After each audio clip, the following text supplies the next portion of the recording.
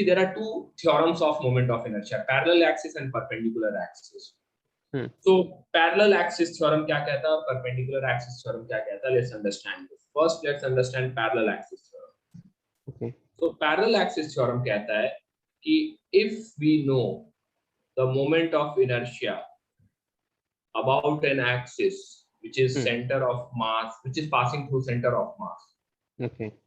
कहने का मतलब कि कोई भी एक random object, suppose I take a random object, and this is the center of mass of that random object. Okay. And I know the moment of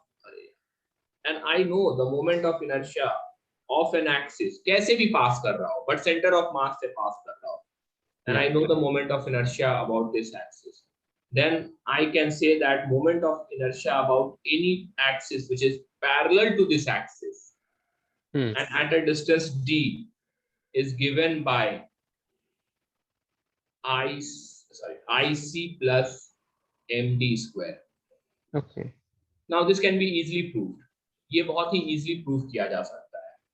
Okay. कैसे easily prove किया जा सकता है? So let's try to understand it. Inertia about an axis passing through center of mass.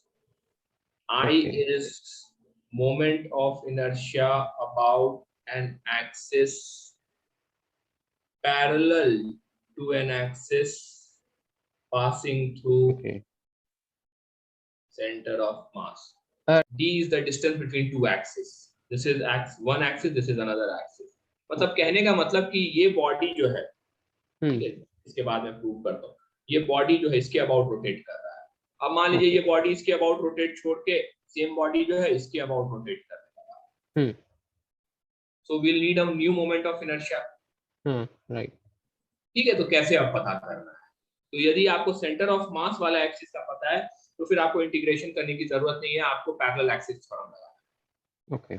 करने के लिए तो हमें वही करना होगा कि suppose there is a particle, एक पार्टिकल हम लेते हैं यहाँ पे, लेट्स से इसका सेंटर ऑफ मास से डिस्टेंस r है, तो इधर से डिस्टेंस क्या हो जाएगा, d माइनस r हो जाएगा. कोई भी पार्टिकल लेते हैं, इससे यहाँ से डिस्टेंस r है, d माइनस r हो जाएगा. यदि मोमेंट ऑफ इनर्शिया यदि हमें इस एक्सिस के अबाउट निकालना है तो ये हो जाएगा dm, मतलब mass of that particle, d minus r whole square. Okay. ठीक है, तो ये क्या हो जाएगा, हम इसे एक्सपैंड कर देंगे, this is d into T square into dm, फिर इधर की तरफ हो जाएगा r square into dm. Yes. ठीक है, माइनस 2dr dm. इसे आप इंटीग्रेट करेंगे, md स्क्वायर हो जाएगा, दूसरा वाला r square dm centre of मास की तरफ हो जाएगा, और तीसरा वाला टर्म जो होगा वो 0 हो जाएगा. 0 क्यों होगा? ठीक है, तो अब हम हमारे पास b इंटू r है यहाँ पे. ठीक है, मतलब ये जो डिस्टेंस है इधर से, ये d है, ये r है. ठीक है, ये टोटल डिस्टेंस है. अब देखिए, यदि आपको सेंटर ऑफ मास फ्रेम का याद हो कि मतलब हम इस तरह से एक्सप्रेस कर सकते हैं, ठीक है, कि let's say this is like centre of मास, ये एक्सिस है, एक दूसरा एक्सिस है, यहाँ पे एक पार्टिकल हमने लिया. ठीक है, यहाँ से हमने एक वेक्टर बनाया, एक वेक्टर हमने इधर से बनाया, पार्टिकल का पोजीशन, फाइन, और एक वेक्टर मैंने इधर से बनाया, इस एक्सिस का position vector. So this is center of mass, this is position of ith particle from center of mass. Yes. This is the position of this axis from the center of mass. ठीक है, जो कि एक constant होगा. Let's say I axis center of mass लिख देते हैं. This is the distance of ith particle from the axis लिख देते हैं. Yes, sir. तो हम इधर इसको वेक्टर तरीके में लिख सकते हैं कि r a center of mass plus r I a is equal to r I center of mass. ठीक है, तो हम यहाँ पे जब हम इंटीग्रेशन कर रहे होंगे तो हम इसके लिए dm ठीक है, R I centre of mass कर रहे होंगे इधर की तरफ, R I centre of mass whole square, इस तरह से इसका डॉट प्रोडक्ट ले रहे होंगे। सो हम क्या करेंगे इसके जगह पे, अब हम इसे सब्स्टिट्यूट कर देंगे, राइट। या आप क्या कर सकते हैं कि यदि आप इस एक्सिस से कर रहे हैं आर आई ए, तो आप R I C M minus R A M, I th particle का ए एम, यस। ठीक है, इसका डॉट प्रोडक्ट ले रहे होंगे आप। तो डॉट प्रोडक्ट में क्या हो जाएगा, डॉट प्रोडक्ट जब लेंगे तो यदि आप इसका स्क्वायर कर रहे हैं तो ये टर्म इसके साथ और ये टर्म इसके साथ मल्टीप्लाई हो रहा होगा, दो ही टर्म आ रहे होंगे। Yes sir. So it's sort of dot product here यहाँ पे, ठीक है, मैंने थोड़ा सिंपलिस्टिक तरीके में कर दिया है, इसे समझा दिया, तो वहां पे दो ही टर्म आ रहा होगा। यदि आप इस तरीके से कीजिएगा थोड़ा वेक्टर करके, तो that will be a bit confusing, ठीक है, but this will give us this answer directly, ये हमारे पास डायरेक्टली आंसर ये दे देगा। ये जब हम इंटीग्रेट कर रहे होंगे इसे, तो dm इंटू आर आई ए का होल स्क्वायर कर रहे होंगे,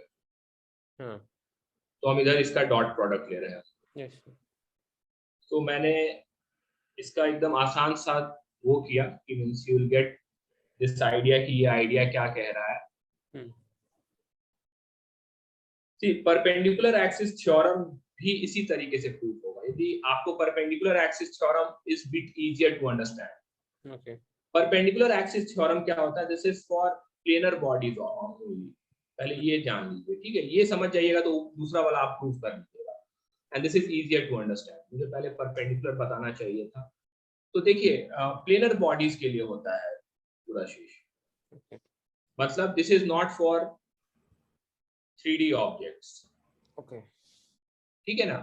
तो सपोज गुराशीष की हम एक ऑब्जेक्ट लेते हैं which is a planar object, ठीक है, suppose this is it's z axis, this is its x axis and this is y axis. Okay. So this object is in xy plane.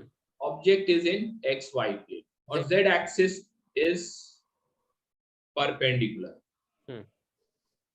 तो मैं इस ऑब्जेक्ट पे कोई भी एक पॉइंट x, y लेता हूं, और मैं ये जो ऑब्जेक्ट है मान लीजिए z एक्सिस के अबाउट रोटेट कर रहा है। Okay.